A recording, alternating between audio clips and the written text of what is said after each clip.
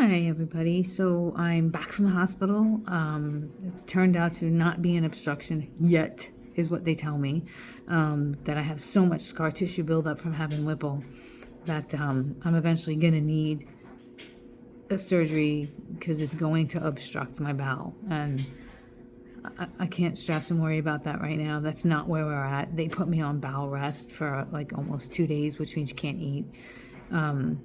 And that seemed to cure the pain that I was in and the bloating, which was just terrible. It was so excruciating. But they put you on so many drugs in the hospital that today, I came home today, I feel very woozy still from all of the drugs that they put you on. It's just amazing. Anyway, so I'm going to go back to my story. That we had seen Dr. Ocean, and she put me on Nalirafox, which was a chemo specifically for pancreatic cancer. But while I was doing the chemo, I started in June 2024, I also did hyperbaric chamber. I also did red light therapy. I also did a PEMF mat. I also changed, obviously, everything that I ate, taking supplements to help. I put myself on a protocol that's supposed to help with cancer.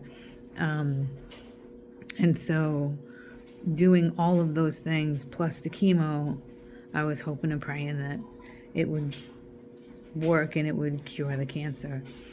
The chemo was really, really hard on me, and I dropped to 84 pounds within 8 weeks of being on the chemo.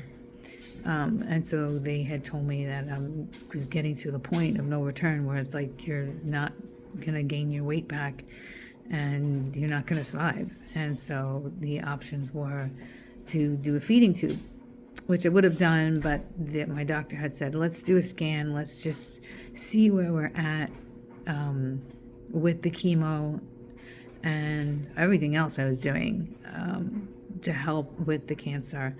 And they did a PET scan, and I think it was like at the end in September, and the PET scan came back as no evidence of disease. So that was wonderful because they had to pause the chemo. We couldn't do it anymore because my body couldn't handle it.